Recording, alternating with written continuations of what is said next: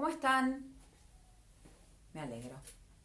Sé que tu respuesta es fantástico, porque estás en un curso de milagros.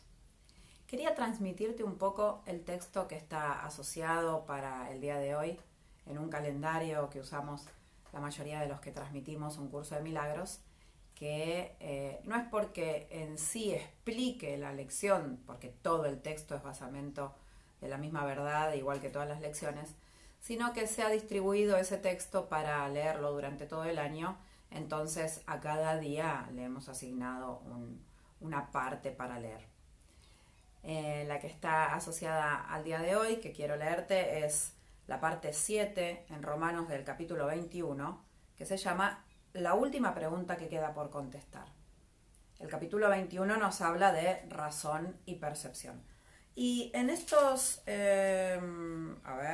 unos 13 párrafos, nos va a describir la última pregunta que nos queda por contestar.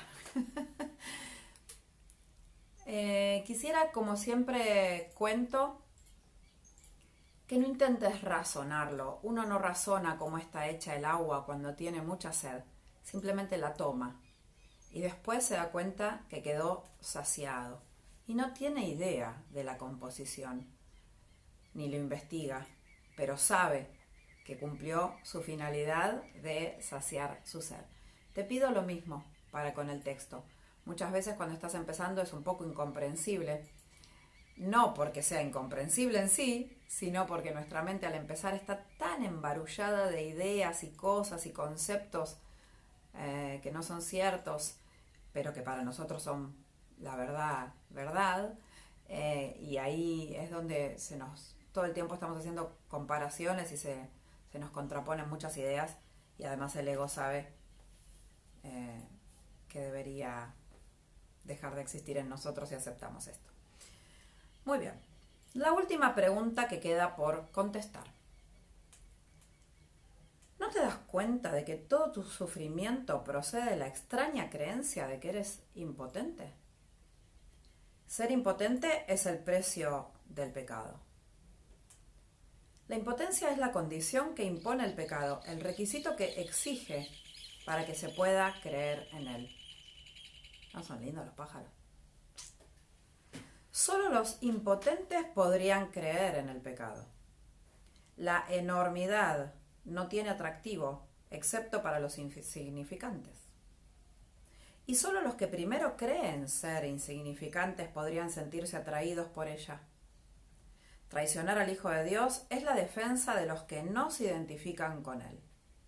Y tú, o estás de su parte o contra Él. O lo amas o lo atacas.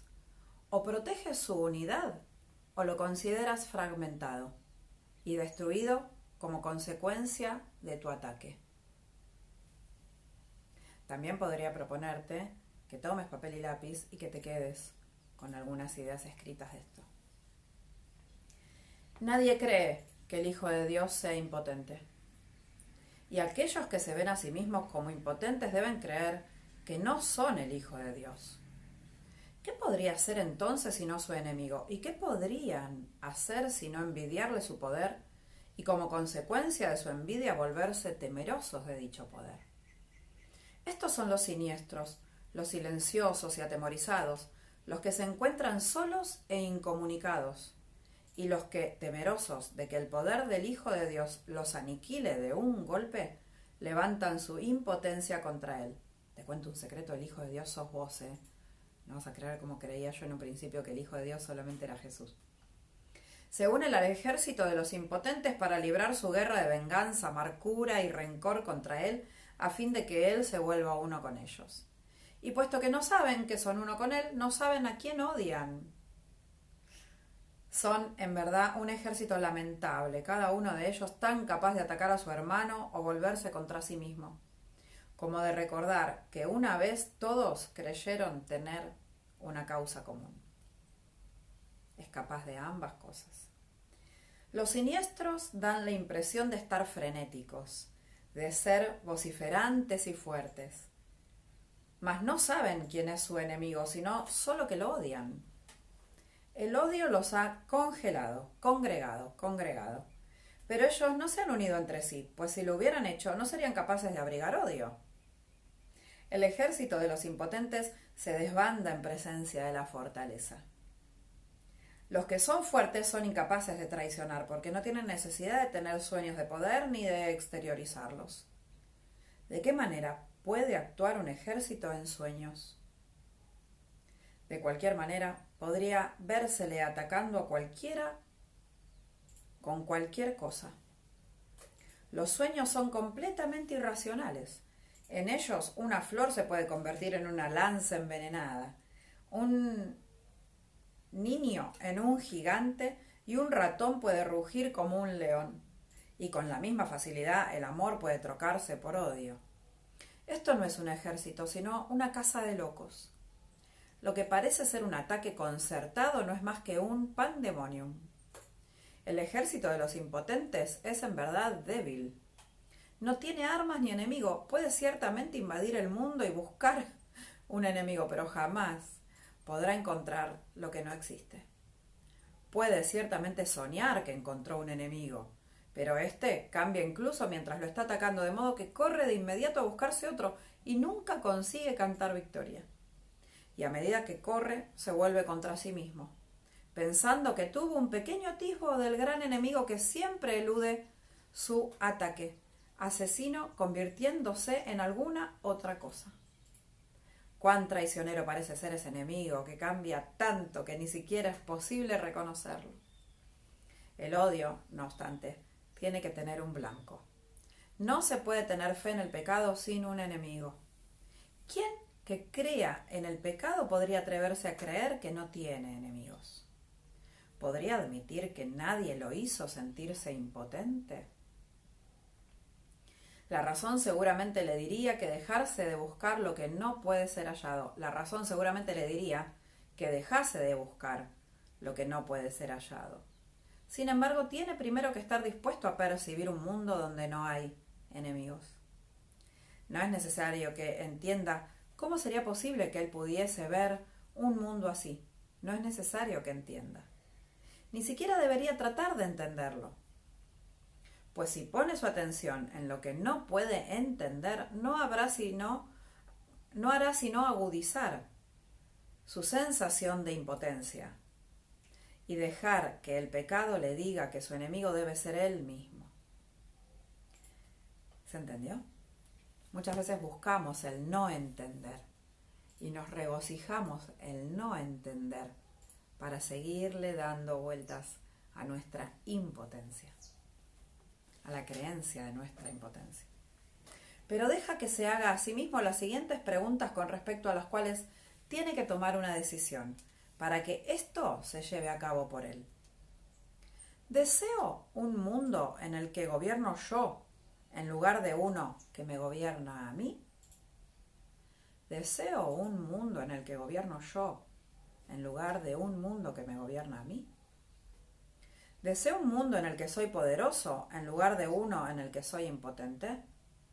¿Deseo un mundo en el que soy poderoso en lugar de uno en el que soy impotente? ¿Deseo un mundo en el que no tengo enemigos y no puedo pecar? ¿Deseo un mundo en el que no tengo enemigos y no me puedo equivocar? ¿Y deseo ver aquello que negué porque es la verdad? ¿Deseo ver aquello que negué porque era la verdad? Tal vez hayas contestado las 3 primeras preguntas, pero todavía no has contestado la última. Pues esta aún parece temible y distinta de las demás. Mas la razón te aseguraría que todas ellas son la misma. Dijimos que en este año se haría hincapié en la igualdad de las cosas que son iguales. Esta última pregunta, que es en verdad la última acerca de la cual tienes que tomar una decisión, todavía parece encerrar una amenaza para ti, que las otras no poseen. Te repito la última por si se te chispoteó. ¿Deseo ver aquello que negué porque es la verdad?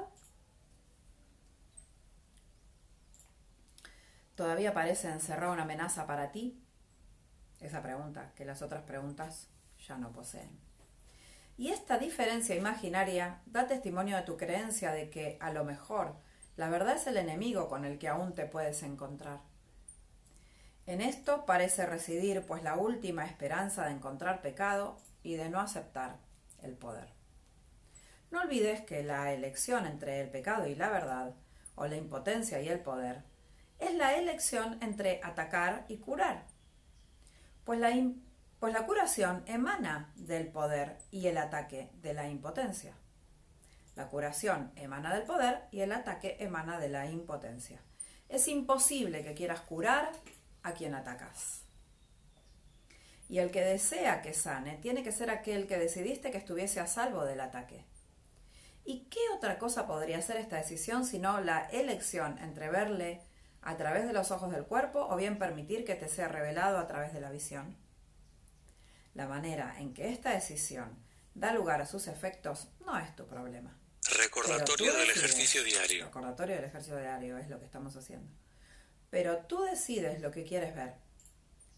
Este es un curso acerca de causas, no de efectos.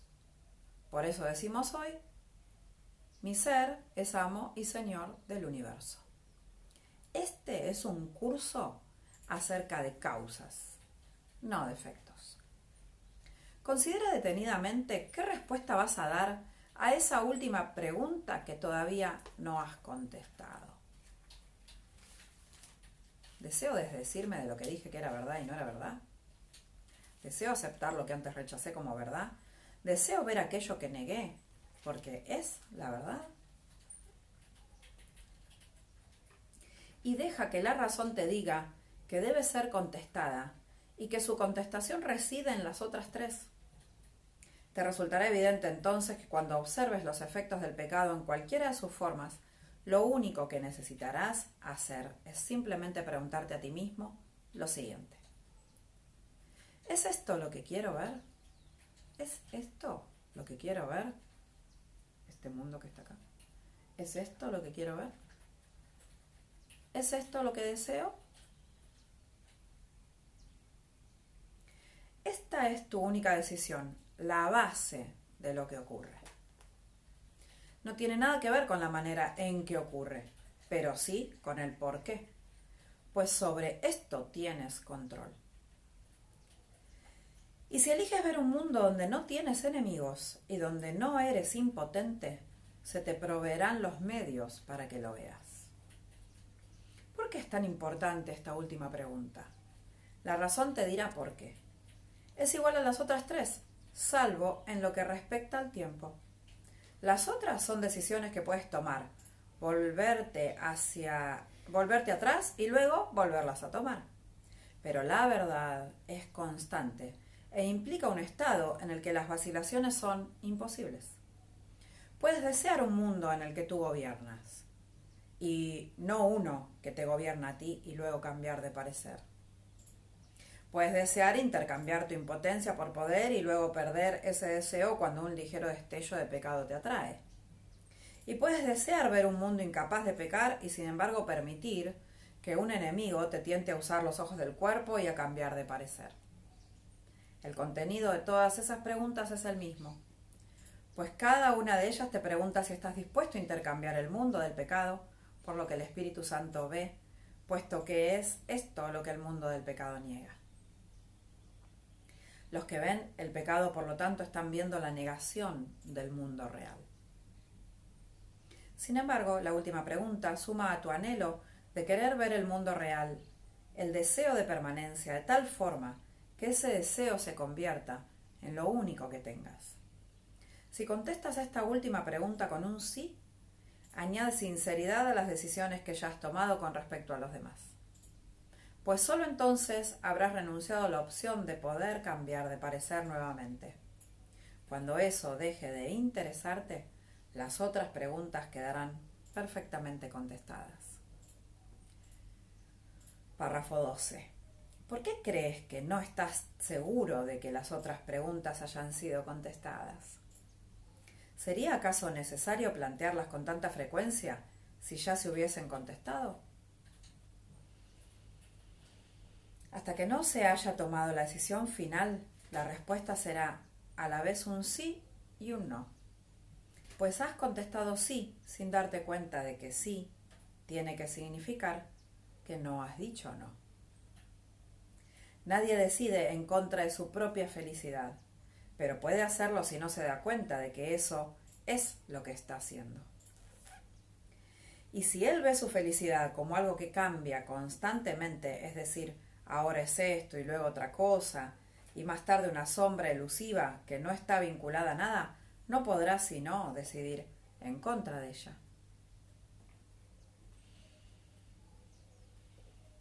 Último párrafo. La felicidad elusiva, la que cambia de forma según el tiempo o el lugar, es una ilusión que no significa nada. La felicidad tiene que ser constante, porque se alcanza mediante el abandono del deseo de lo que no es constante. La dicha no se puede percibir, excepto a través de una visión constante. Y la visión constante solo se les concede a aquellos que desean la constancia. El poder del deseo del Hijo de Dios sigue siendo la prueba de que todo aquel que se considera a sí mismo impotente está equivocado. El poder del deseo del Hijo de Dios sigue siendo la prueba de que todo aquel que se considera a sí mismo impotente está equivocado. Desea lo que quieres, y eso será lo que contemplarás y creerás que es real. No hay un solo pensamiento que esté desprovisto del poder de liberar o de matar, ni ninguno que pueda abandonar la mente del pensador o dejar de tener efectos sobre él. Te espero en una próxima transmisión para seguir compartiendo un curso de milagros. Que estés fantástico.